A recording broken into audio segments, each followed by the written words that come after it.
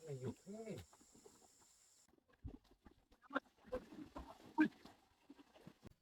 Tôi ở đâu kệ tôi không nói gì. Đúng rồi, chính là mẹ của con đấy. Đến giờ này mẹ cũng không muốn giấu con nữa. Thực ra mẹ là mẹ của con đấy con ạ. Con mừng quá mẹ. Mừng quá. Cuối cùng mình cũng tin vào mẹ.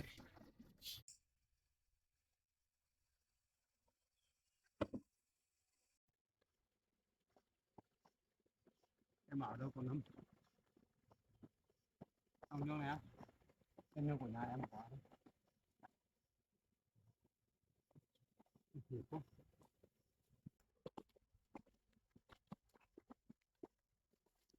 Ôi, có nhiều nấm này. Trời mưa ẩm này, nấm nhiều đấy nhỉ. Bà con mình xem.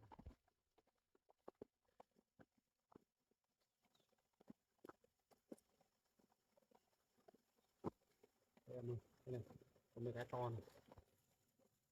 Đây, nấm này vừa tầm hái này. Tôi thấy có cây nào mà có một cái hái đâu. Ui, dưới đây nhiều lắm em ơi.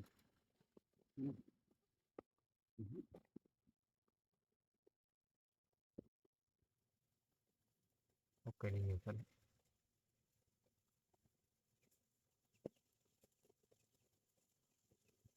Em ơi, có không? Ồ, ok này nhiều lắm.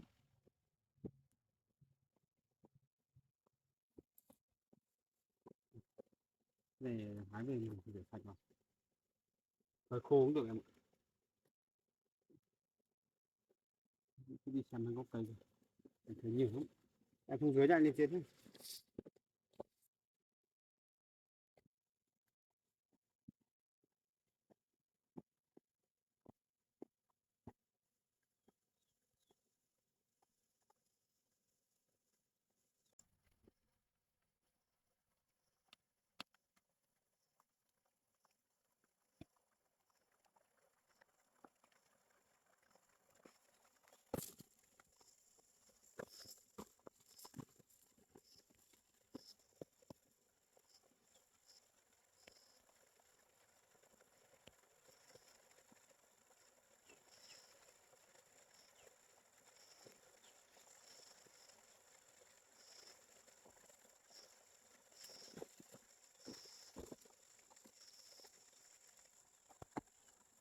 Thế này nhiều lắm em ạ.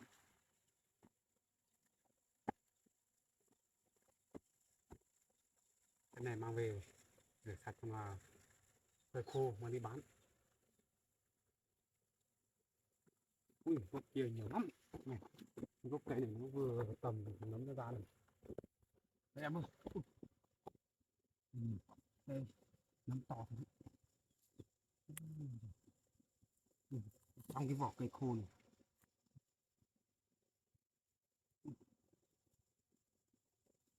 Ừ. Trong mùa mưa này nhiều nấm thật nhỉ.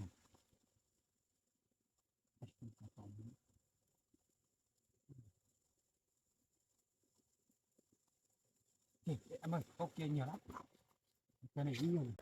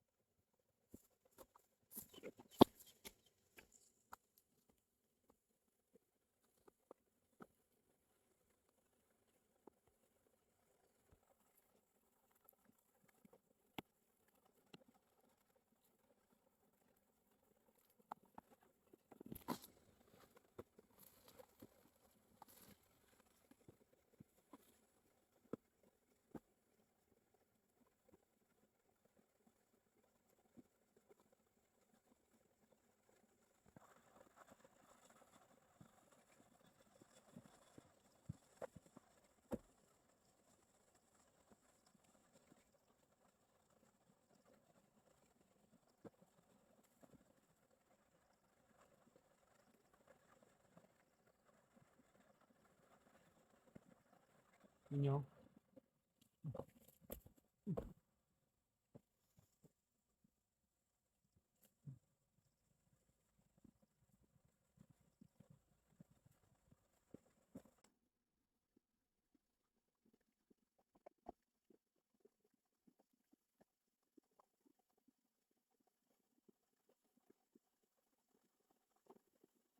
Bên này chắc là không có rồi em ạ. Đi sang bên kia đi, chỗ này hết gốc cây rồi. Không có à? Mũi nhiều.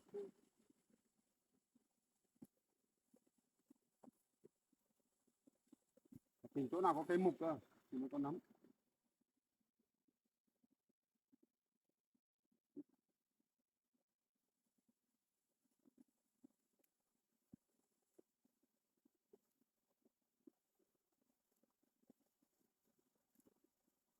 Đi trên. Đấy, không có cái nương nào. Kìa.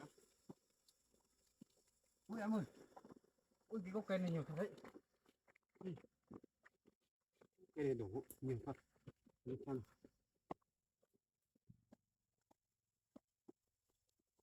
Ui cái nấm này chắc lâu quá không ai lấy. Hết rồi. Được mấy cái thôi mà. Chết thật nhỉ. Cái này là bị hỏng hết rồi. Vẫn được một ít em ạ.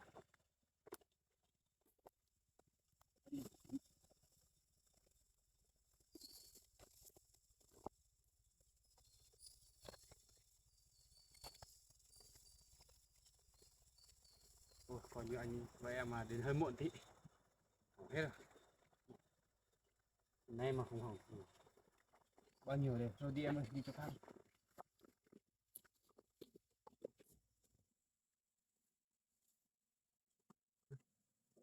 Yeah. Ui, chỗ này nhiều nấm to thật đấy. Gốc này công nhận nhiều. Nấm này to thật. Đây em xem này. Ô này nấm quá đẹp nhỉ.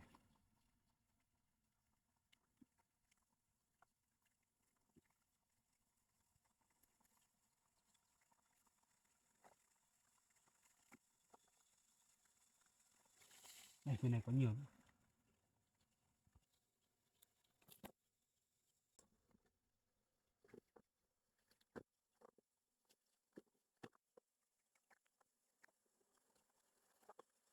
Cái này nhiều lắm em ơi. Gốc này cũng nhiều. Nấm đẹp.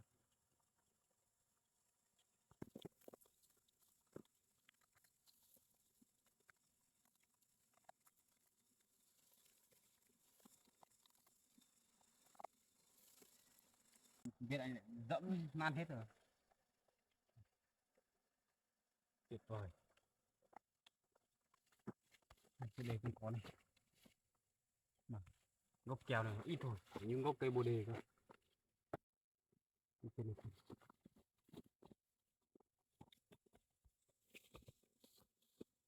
Cái gốc này có một ít này. Hai gốc này nhá.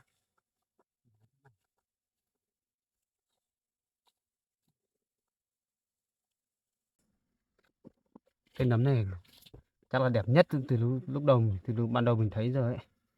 Này.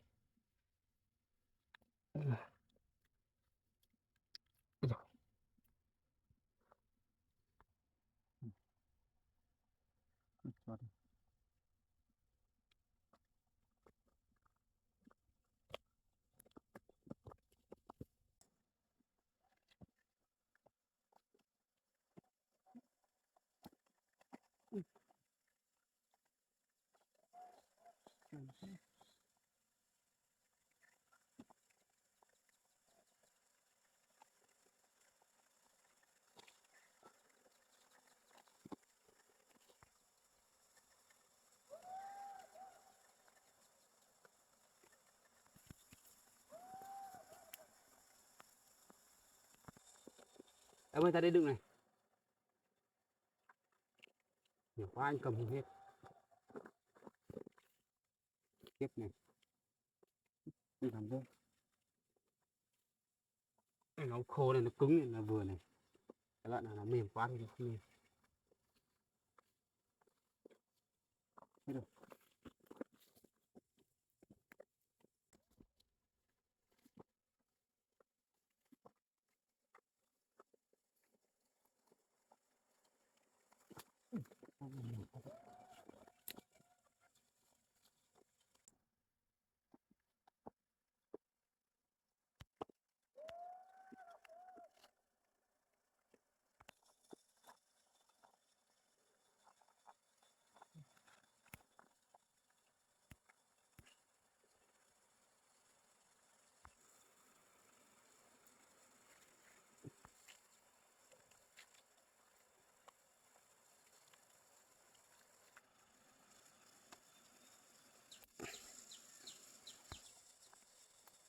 Ở dưới đây nhiều lắm em ơi, đây nhiều lắm. Hái không hết rồi. Còn mà muỗi nhiều quá, đốt anh từ nãy giờ còn nhìn thấy anh đấy không được mặc áo dài. Cái gốc này nhiều thế. Ôi trời ơi, trời phát được quá. Gốc cây này kỷ lục rồi, kinh khủng thật đấy nhỉ, nhiều quá.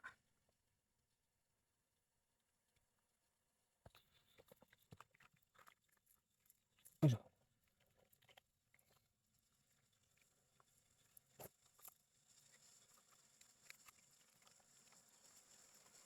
Đây em ơi, đụng vào đi.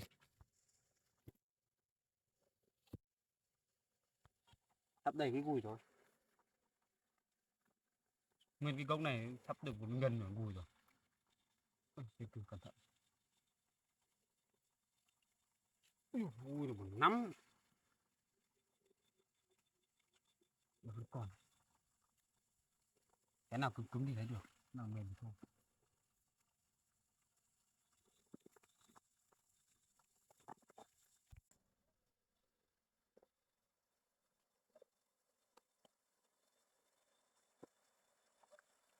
Cái này cũng nhiều.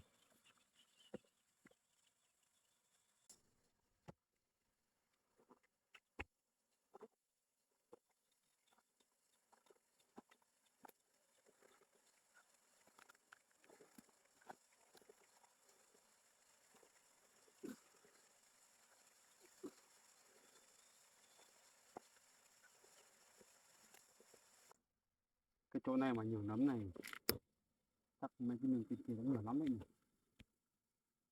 Muỗi nhiều quá.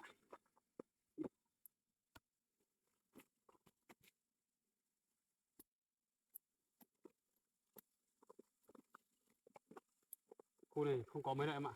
Đi xuống dưới này cơ. Đốt cái này họ đốt cháy quá đi không có đâu.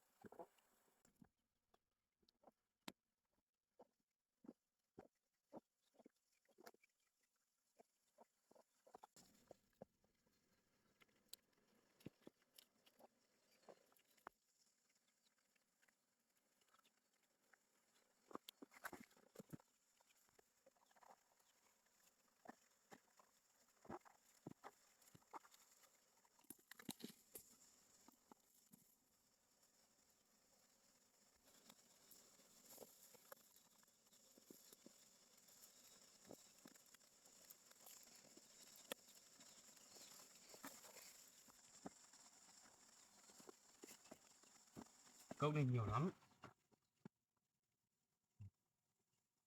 Cái cây gốc cây này nó bị chóc hết vỏ ra, xong là bây giờ nó lên nhiều lắm.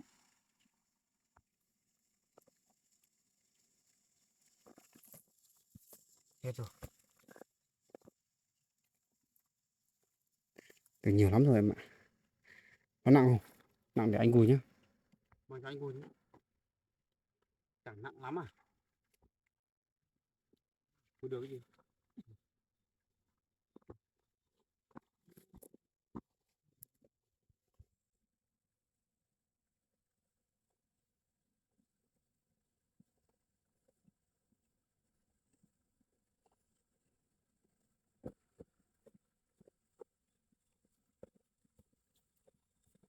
Hết rồi em ơi. Chắc hái băng này chắc đủ rồi.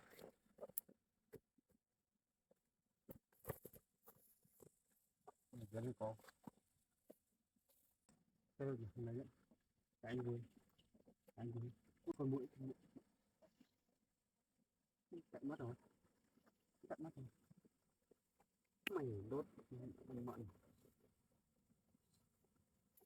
Đốt đấy gì? Món quá, phải anh ngồi đi. Ui nặng thế em mà không nặng.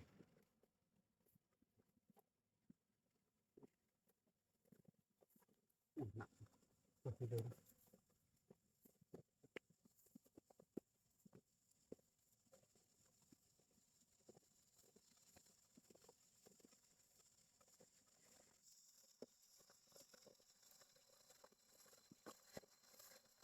Thì hai nhóm cùng em vui thật.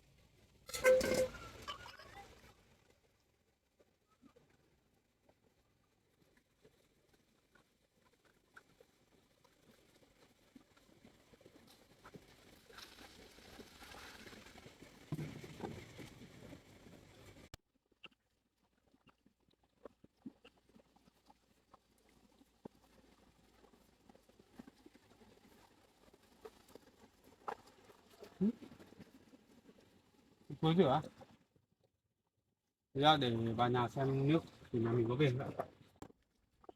Em bé đâu bà? Bé ngủ à? Cậu vẫn bận đi hái nấm về này. Cái nhà mình mất nước rồi. Thôi mang ra suối rửa nhỉ. Cầm hai cái tổ nhé. Cái chậu lại mất nước rồi. Chắc lúc nữa phải đi xả nước thôi.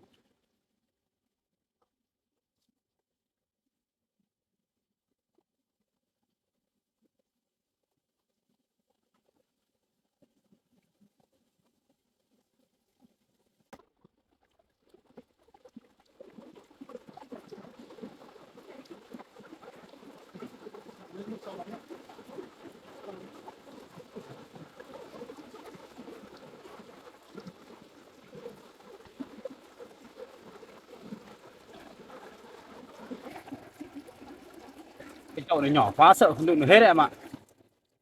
Ui đầy rồi. Ừ. May quá vẫn hết. Được rồi. Đây chậu. Em vào đây rửa nhá. Anh vào lấy cái chậu to về mình rửa xong là mình đựng vào đấy.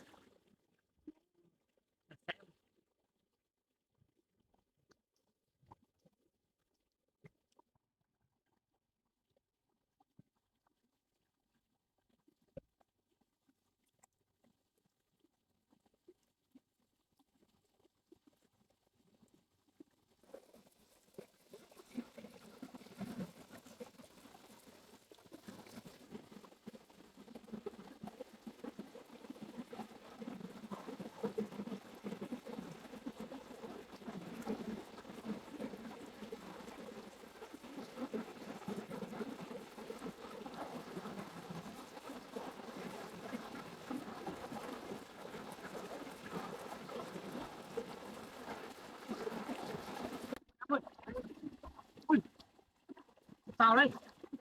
Hả? Đứng ở gì sao lại trôi suối thế này? Ừ? Có sao? Trời ơi, đứng ở cái thận chứ. Em ngã xuống suối này em không biết bơi à? Không biết bơi á? Ôi thì nhìn quá. Nước này mạnh lắm đấy. Hôm qua vừa mưa to, nước lũ về vừa mới rút mà. Thôi lên đây đánh gì lên. Đứng ở đây, thôi đi qua đây. Ngắm lên á. Thôi, gắn cõng em lên coi. Cái này nó sâu lắm đấy. Bắn chắc.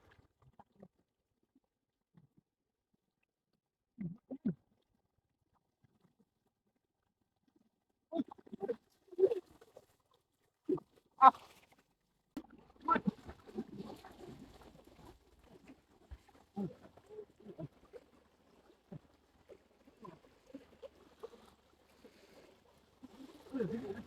cái đủ á.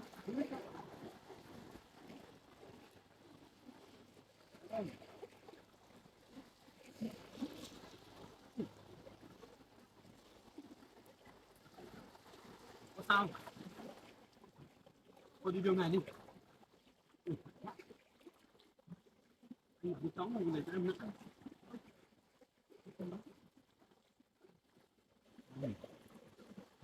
À, chết không được thật đấy.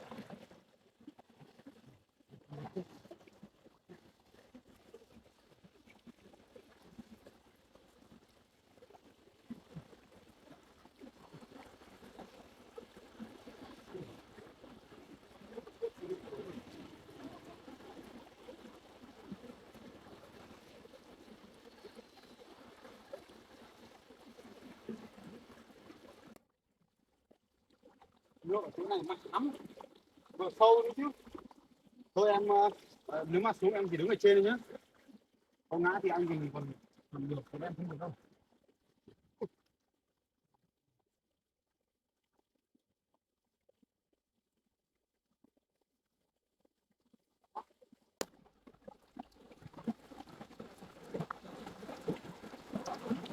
Sâu lắm mà.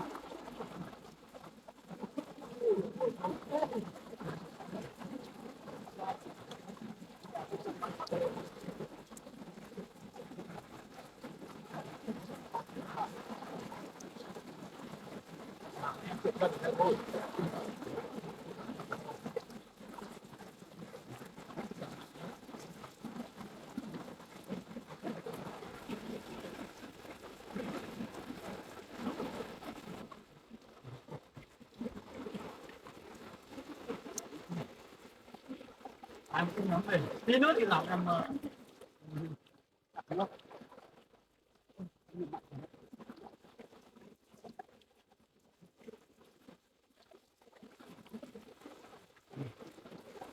cái này chỉ cần mình rửa hết cái đất mùn cái đi ra mà.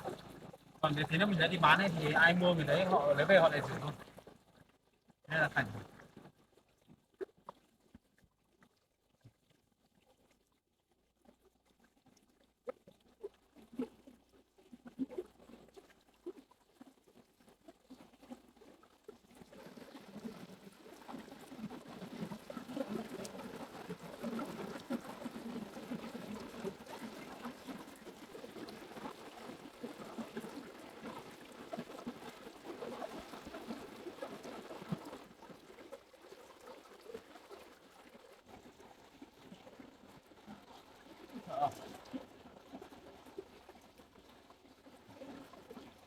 mày ấy.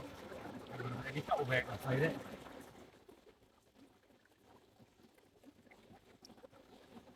Chúc em cũng bị thế á. Cẩn thận nhá. Sợ lắm. Anh cũng sợ nước to nước lớn mà anh này con trai anh còn đỡ hơn. Phụ nữ như em nó còn nguy hiểm nữa đấy.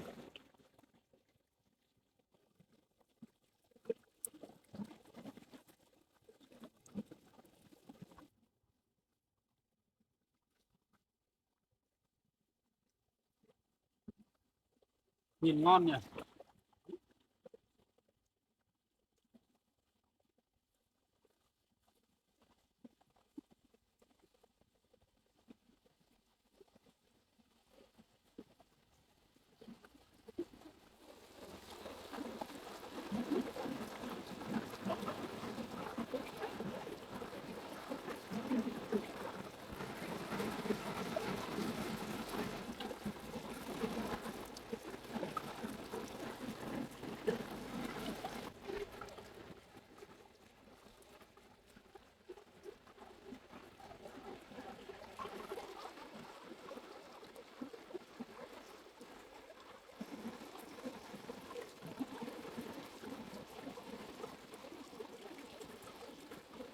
Nấm này họ mua đắt lắm mà bán nó đắt thế.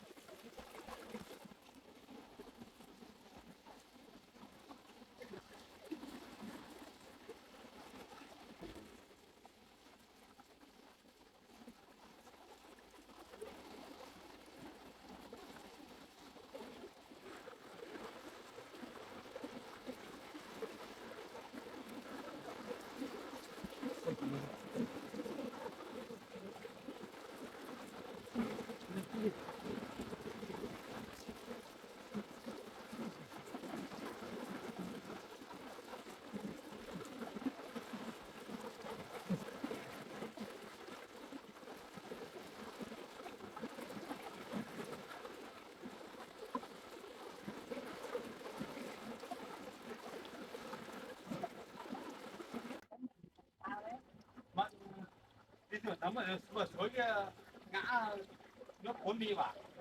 Mai cháu cầm cái chậu to ra thì cháu đặt là đúng được mặn đấy, không thì không mặn là nước cuốn đi là em sợ lắm đúng không? Ừ. Thế là may rồi. Em ngã thế tưởng là em biết bơi chứ thôi em ơi. Thôi chỗ này đi. Mình cứ để đây đi. Để đây đã. Để đây xong là lên thay quần áo đi. Thay quần áo xong là mình đựng vào túi xong mang đi bán.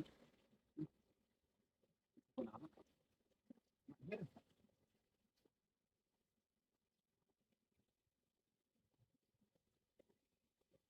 Vào trong nhà ngồi cho em bé. Ngồi ngoài là thấy em bé này bà không biết đâu.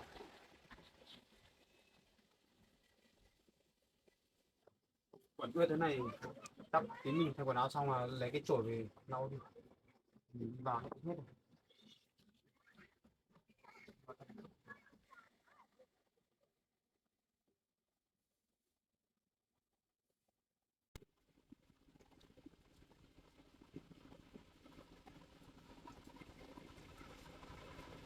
Cái túi thì mình đang nhận.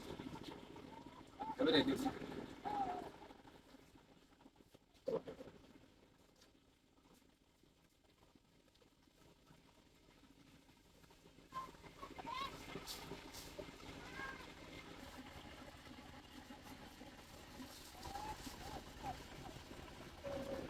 Cứ mua một túi nhỏ nhỏ em cứ bán 20.000.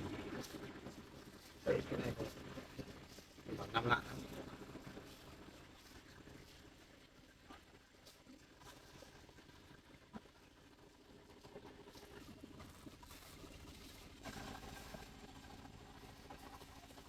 Thì lấy luôn cả cái măng ớt kia đi bán đi. Măng ớt kia cứ bán đi mang đi bán. Hết mình lại bán.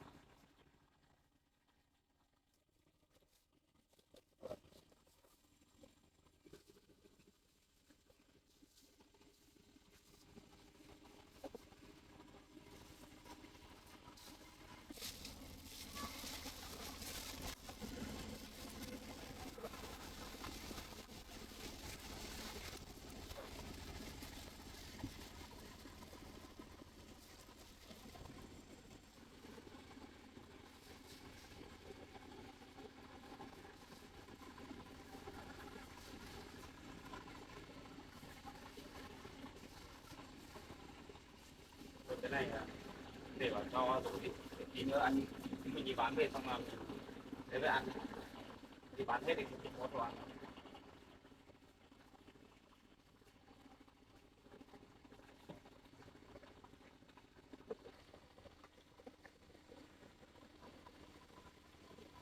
Hôm nay không nhắn hết.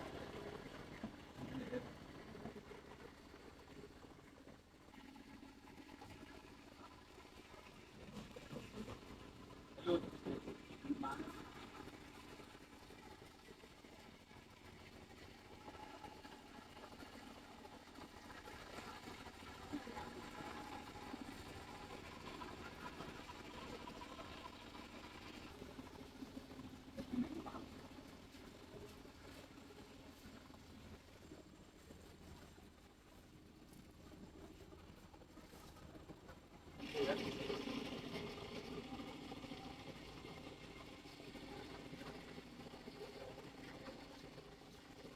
bảo với em để ngủ có khi là bằng đi bán đi.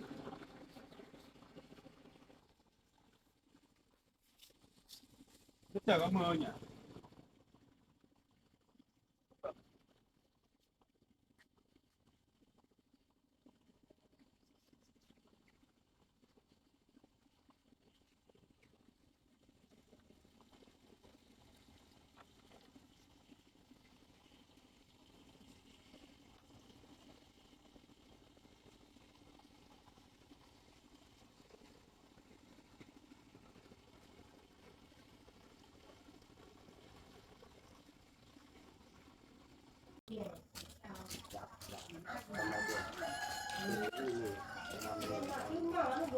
Anh đi vào hỏi chỗ nào.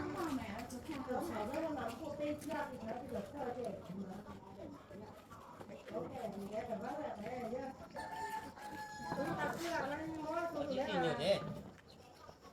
Ở đâu? Lò bao nhiêu ấy?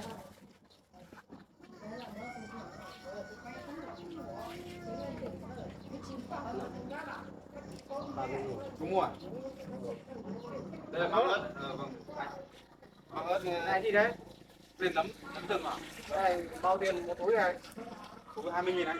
Vâng. Còn Có bán đâu gì đây? ớt này cứ một lọ là 50.000. Để cho anh một lọ ớt với một lọ một túi nấm. Ớt là ớt nhà tự làm ấy. Ăn ngon đấy nhỉ? Ôi, phải là quá tuyệt vời. À, anh cái kia là Anh lấy bằng này không? đấy một túi này, túi này. Cái này nấm một túi bao nhiêu? 20.000 chị. Cái lượt bé bé này bao nhiêu ấy? Cái này 30.000. Mình là 2 túi. Mỗi hai cái to này là 5.000. Cái gì đấy? Đây, 2 lọ này. Để 30, 20, 50.000. Anh chỉ cả 50.000 cho tí.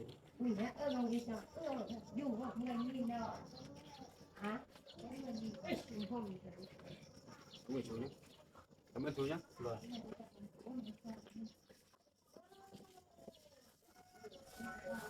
Vừa mới đặt hàng xuống đây đã mọi người đã mua hết rồi. Cháu mua. Cái này 50.000 đó. 50.000. Mua cho cháu ăn hay là cho ai đấy? Cho bố à? Mình xin nhé.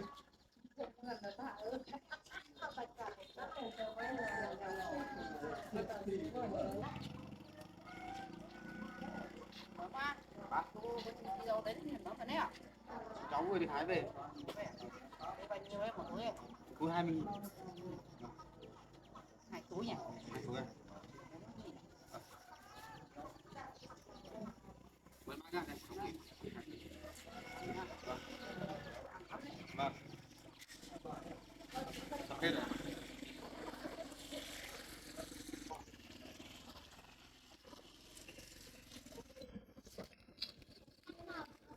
Mua nấm hay là mua ớt?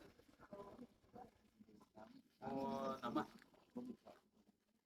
Mua mấy túi? Cháu bán một túi 20.000. Vâng. À, 4.000. Cảm ơn cô nhé. 20.000 chị ạ. Cái này là mỗi một lọ này là 30.000. 20.000 chị ạ. 30.000 một lọ. Và chị mua hết cho em đi. Mua hết 9.000 được không? 4, 7, 3, 7, 8, thôi cứ 90.000 được. Bán hết. Bán hết cho anh rồi. Cảm ơn chị nhé.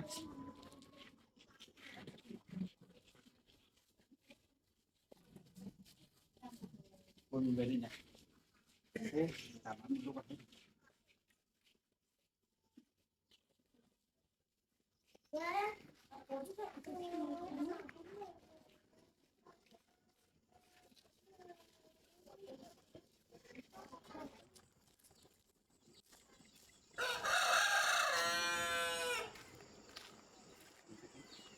Hai trăm tám. Đấy. Ăn ít lắm mới thêm măng ớt của mình thôi đã được 280 rồi. Chả phải làm gì vất vả đâu. Vui không? Thôi bây giờ nhá. Bây giờ là em đi về xong là em ở nhà trông con ấy. Anh có tí việc đi ra ngoài. Ở nhà trông con, bà trông cháu cả buổi sáng em vất vả lắm gì lắm.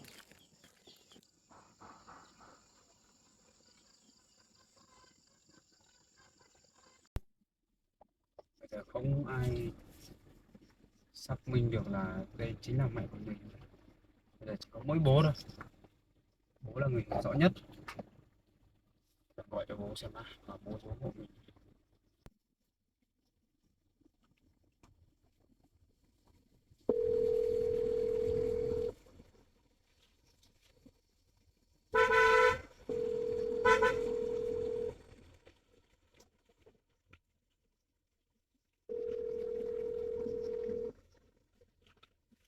Alo con à, Bố có nhà không?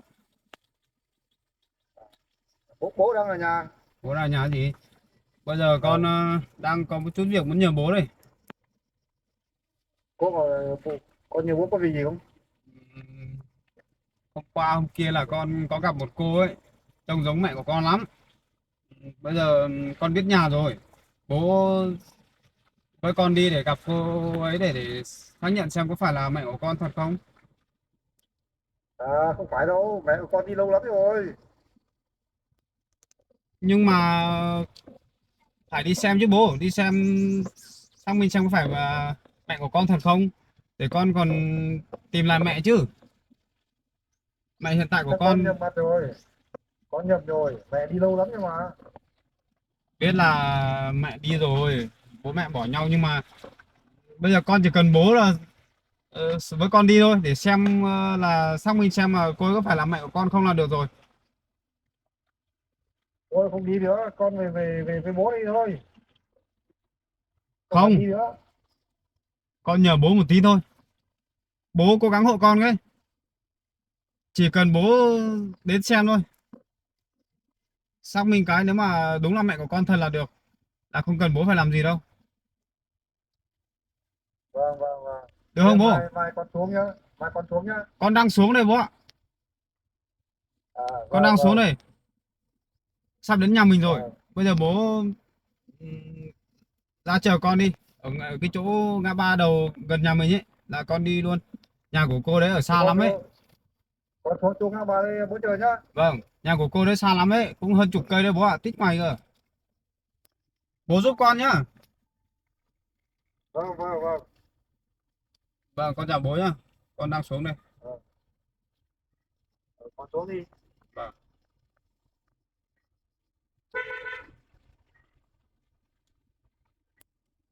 Thế bố cứ e ngại, bố không có ủng hộ mình đi sang bên cô ấy, mong là cô ấy đúng là mẹ của mình, đúng như suy nghĩ của mình.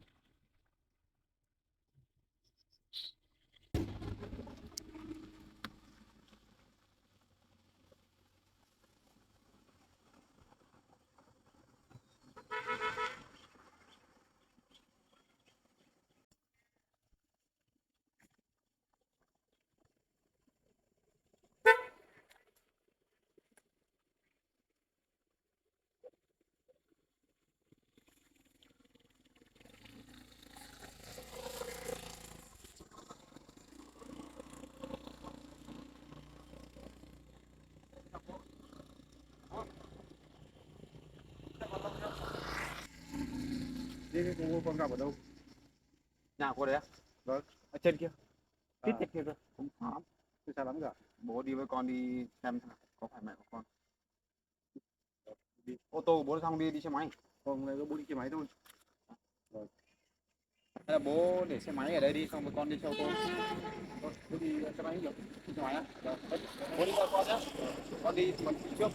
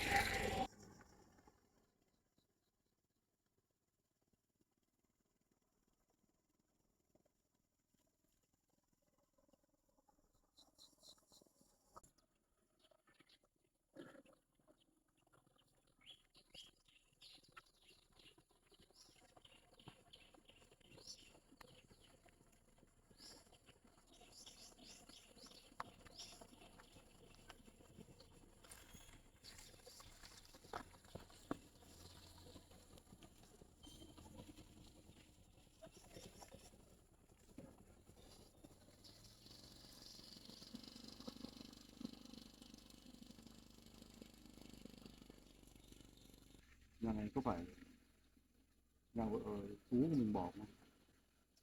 Nhưng có phải mình không biết làm nào.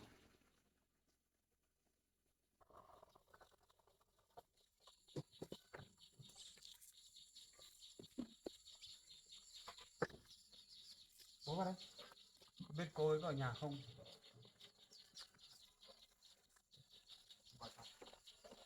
Còn bố ra, bố gặp mà để con xem có phải là mẹ của con không là được.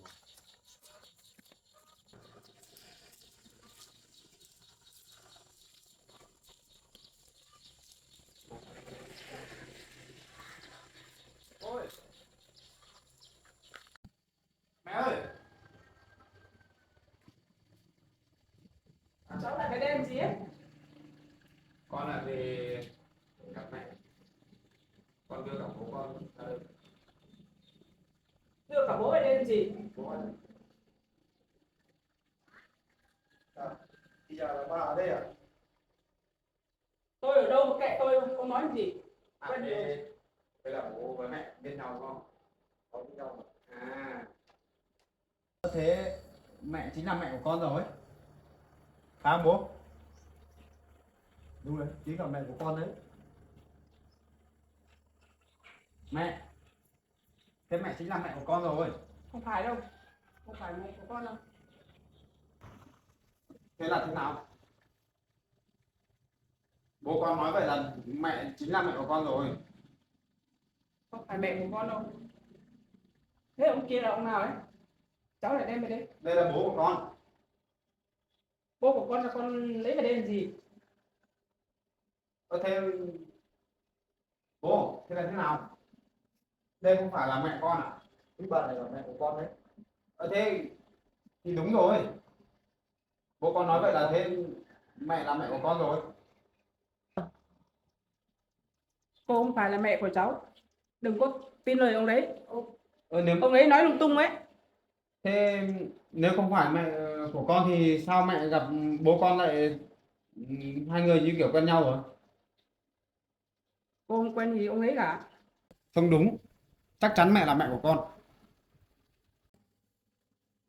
Đấy là con của mình. Thế bà cứ nhận đi. Không, con cái gì tôi. Cả ông cũng về đây làm gì? Thế đây là ít nhất thì bà phải với các con tôi ngồi nói chuyện đàng hoàng như nào. Thế thì sao là mẹ của Đây con là đúng con không? đấy. Thế mẹ còn chối làm gì nữa? Không cứ nói vớ nói vẩn. Mẹ đâu mà mẹ. Thôi bố, đây ngồi nữa.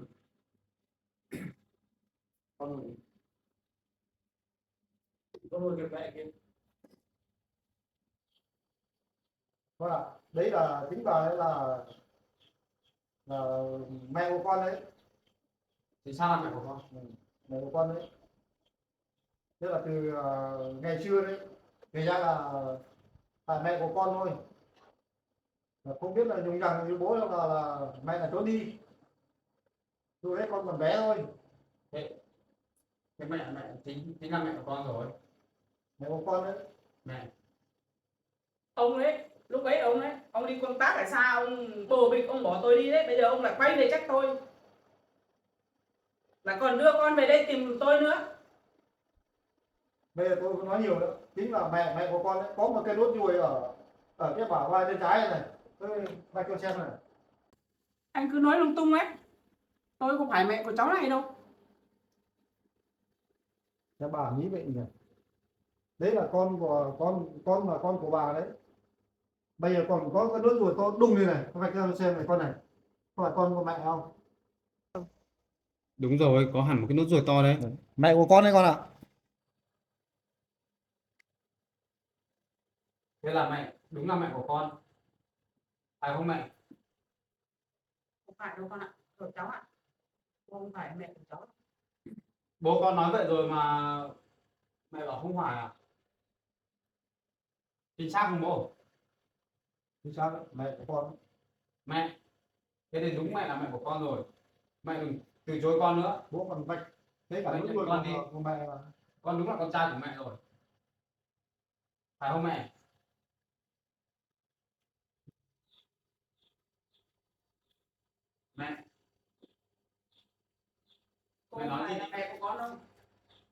Tại sao lại phải? Cái này là file của con đấy.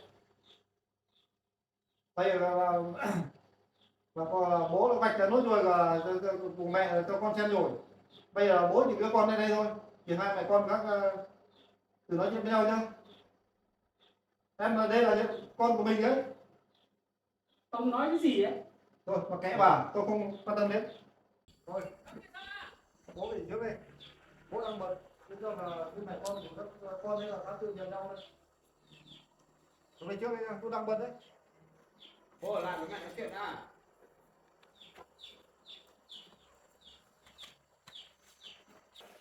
Mẹ, thế đúng mẹ là mẹ của con rồi. Bây giờ mẹ đừng chối nữa, bố con đã nói thế rồi. Thì mẹ đúng là mẹ của con. Mẹ nói gì đi? Có phải không mẹ? Mẹ đừng giấu con nữa. Mẹ biết thừa, con chính là con của mẹ rồi. Mẹ, Con ạ, đến giờ này mẹ cũng không muốn giấu con nữa. Thực ra mẹ là mẹ của con đấy con ạ. thật là mẹ. Vâng, con là chính là con của mẹ đấy con ạ. Con mừng quá mẹ. Trai của mẹ đấy rồi. Cuối cùng con mới tìm thấy mẹ rồi. Cuối cùng con cũng tìm thấy mẹ. Mẹ con thì cũng được nhận nhau. Con có khỏe không con?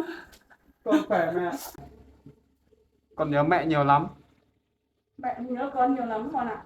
Tại sao mẹ bỏ con đi, mẹ không về tìm con? Lúc ấy con còn bé. Mẹ, Chính ra mẹ phải về tìm con sớm hơn mới đúng ấy. con trai của mẹ. Mẹ, Mẹ xem cái đầu của con nào. Lúc bé con đi chăn trâu con nghịch ngợm quá đi. Có một nút sẹo ở đầu này con ạ. Mẹ xem nào. con không biết mẹ. Đấy, đúng rồi, đúng là con của mẹ thật rồi con ạ. Con trai của mẹ. Con nhớ mẹ quá.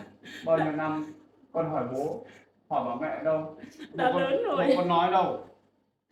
Bố bảo là mẹ bỏ đi rồi, là không cần phải tìm mẹ nữa. Bố con đi lấy thêm một người mẹ nữa, bà mẹ kế nữa. Thế á con? Vâng. Thế con có khổ không? Mẹ kế có thương con không? Mẹ kế con cũng tốt với con lắm, không làm gì con đâu, vẫn thương yêu con. Con chỉ tủi thân với chỗ là con không có mẹ đẻ. Mẹ có lỗi với con nhiều lắm con ạ. Con tha thứ cho mẹ nhé. Không sao mẹ, bây giờ tìm thấy mẹ là con mừng rồi. Thôi con ạ, con ngồi lên bàn đi. Vâng. Để hai mẹ con mình nói chuyện.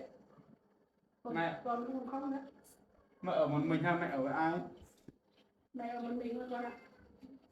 Một mình nhá. Vâng. Lâu lắm rồi, 20 mấy năm rồi. Con lúc nào cũng nhớ đến mẹ.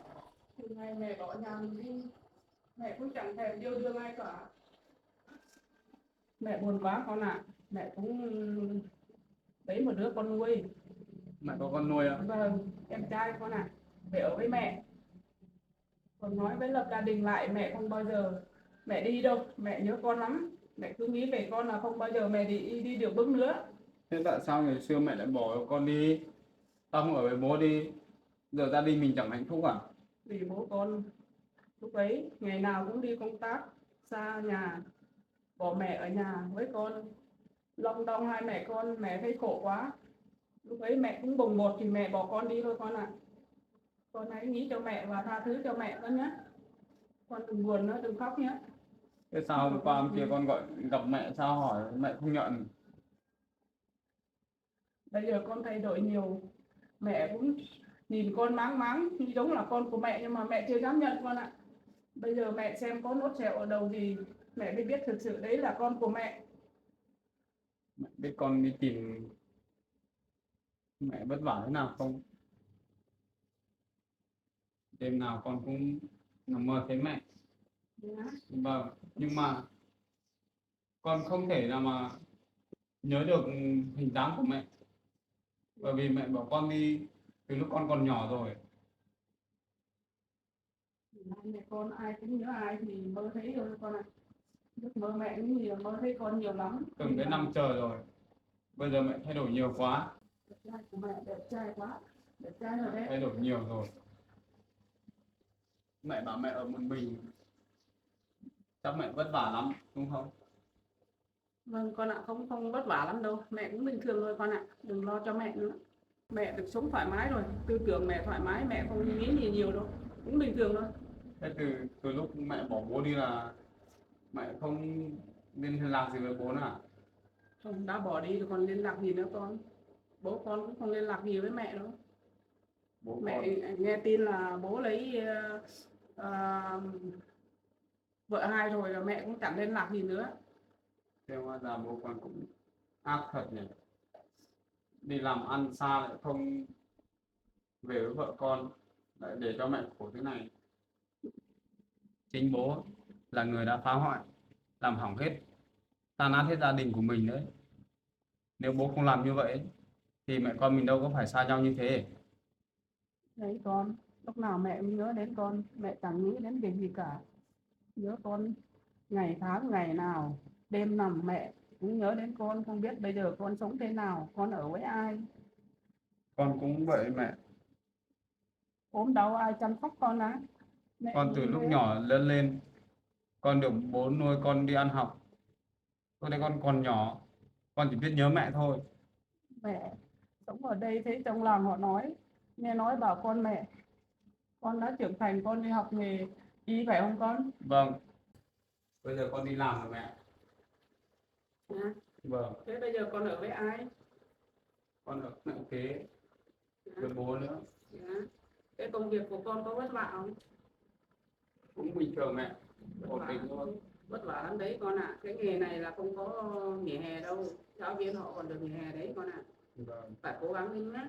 bây giờ con trưởng thành rồi, con có bạn gái rồi nhưng mà bố con không cho con lấy, bây giờ con có ở với bố đâu. À, Vâng, thì mẹ kế có quý con không? mẹ kế thương con lắm Ừ, thế thì được rồi con ạ. nhưng mà bố không cho con lấy người con yêu. Bố con là từ xưa rồi con ạ, có cái tính sĩ diện, không thích người câm, người xấu, người gì đấy bố chẳng thích đâu. Cái tính bố là thế đấy, cho nên mẹ mới bỏ nhà đi đấy con ạ. Thì chắc ngày xưa bố làm phá với mẹ lắm ấy nhỉ, cho nên mẹ mới bỏ đi. Bố cũng không làm quá với mẹ, nhưng mà mẹ nghĩ thấy tủi thân mẹ bỏ đi thôi con ạ. Thôi bây giờ mẹ con mình gặp lại nhau rồi, hay là mẹ về ở với con đi. Thôi bây giờ mẹ không về với con được đâu, mẹ còn có em ở đây mà. Mẹ không về Em đi được đâu rồi mẹ? em đi làm rồi con ạ, Đi đi làm. làm ở quanh đấy thôi. Vâng. Em Con vui quá, em cũng cuối cùng con cũng tìm được mẹ. em cũng đi làm xong là kiếm tiền để cho mẹ mua thuốc mua thang ấy, mẹ cũng hay ốm này, Mẹ hay hay ốm ốm quá. á? Vâng, thì mẹ nghĩ nhiều quá đi, và lúc nào mẹ đầu óc mẹ cũng nghĩ đến con nhiều, bây lo giờ con. bây giờ con về rồi, mẹ gặp lại con rồi, mẹ con mình đoàn tụ, mẹ đừng nghĩ nhiều nữa nhá. Vâng, mẹ thấy con thế này là mẹ mừng rồi, ở đây đây mẹ an Mẹ tâm rồi, ốm, mẹ không nghĩ gì mẹ nữa. ốm gì thì mẹ cứ bảo con. Vâng, thế con nhé, con mẹ dặn con thế này nhé, con của mẹ thì phải ngoan như mẹ, Vâng, đi về con coi mẹ kế không như mẹ đẻ của con nhé con nhé. nhưng mà con vẫn thích mẹ về ở với con. Không, mẹ không về được đâu con ạ, mẹ ở đây thôi, còn có em nữa, mẹ không bỏ em đi theo con được đâu nhé, con thông cảm cho mẹ, ở đấy có mẹ kế rồi, có gì con khó khăn con bảo mẹ kế nhé, để mẹ kế giúp con. Con lâu lắm rồi con cũng không về nhà rồi, tại bố hết, bố cũng cấm con. Thế căn nhà này là mẹ mua hay là thế nào? Vâng, căn nhà này mẹ tự mua đấy con ạ. Tự mua. Vâng, mẹ mua đất mua nhà này. Mẹ vất vả quá ra, nhưng mà bố không không làm như thế với mẹ thì chắc mẹ cũng không bỏ đi. May Thì bây giờ mẹ con mình đã hạnh phúc rồi. may mẹ còn lấy được em về làm con nuôi, em lớn lên em cũng biết suy nghĩ để trưởng thành đấy, để hộ mẹ làm kiếm ra tiền để mẹ mua đất mua nhà ấy con.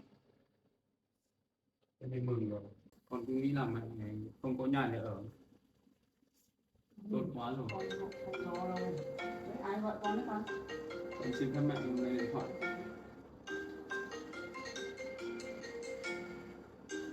đồng nghiệp của con gọi mẹ. Con nghe máy đi. Anh nghe đấy.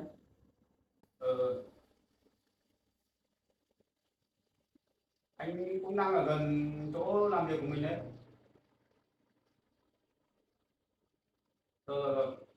Thế chờ khoảng 3 phút nhá. Anh xuống luôn đi. Có việc gì hả con? Đồng nghiệp con gọi vào ở chỗ phòng khám con đang có ca bệnh nhân đang cần cấp cứu. Thế con đi làm việc đi nhé. Vâng, bây giờ chắc con phải đi làm mẹ.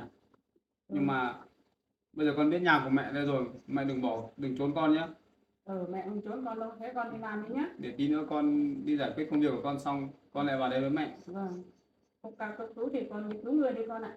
Mẹ hứa với con nhé, mẹ đừng trốn con nhé. Vâng, mẹ không trốn đâu, mẹ hứa là Con của tìm mẹ không vất vả trốn. lắm đấy Vâng, nhá. con của mẹ cơ mà sao mẹ Bây giờ lại con trốn phải đi rồi thế con đi làm đi nhé. nhá. Con chào mẹ nhá. Vâng, cố Mẹ gắng ở đi. nhà chờ con nhá. Vâng, con đi làm nhé. Mẹ. Con đi làm nhé. Vâng. Thế thì đi con ơi. Việc cứu người không chịu chế được đâu con ạ. Con đi đi nhé. Con đi làm đi. Lúc nữa con xong việc con phải quay về nhá. Con đi mẹ. Con đi.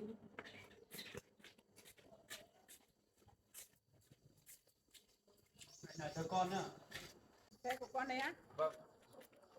Con trai của mẹ mua được xe đẹp rồi đấy nhỉ? Vâng. Giỏi thật, con mình, con mẹ nhà giỏi chờ thật. con nhá. Tí nữa con xong việc con quay lại. Mẹ con tâm sự sau. Vâng. Để Con lại đi bận làm rồi. nhé, đi cứu người nhé con nhé. Vâng. Mẹ nhà chờ con nhá. Vâng.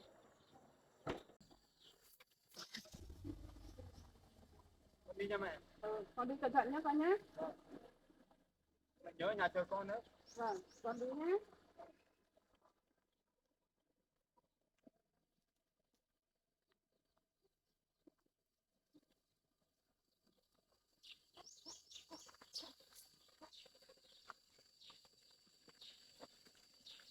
Con trai của mình nó lớn trưởng thành giỏi rồi đấy, lấy được cả ô tô rồi. Con đi cho mẹ. Con đi nhé.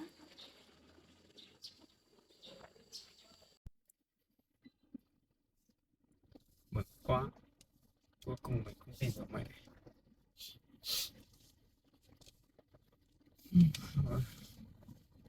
May quá còn nhờ được bố đấy. Bố mà không xuống để hộ mình chắc mẹ cũng chịu giận đâu. Bây giờ mình biết nhà của mẹ rồi. Tí nữa mình đi giải quyết việc xong mình lại phải lên với mẹ đã. Còn chưa kịp tâm sự, chưa kịp nói gì.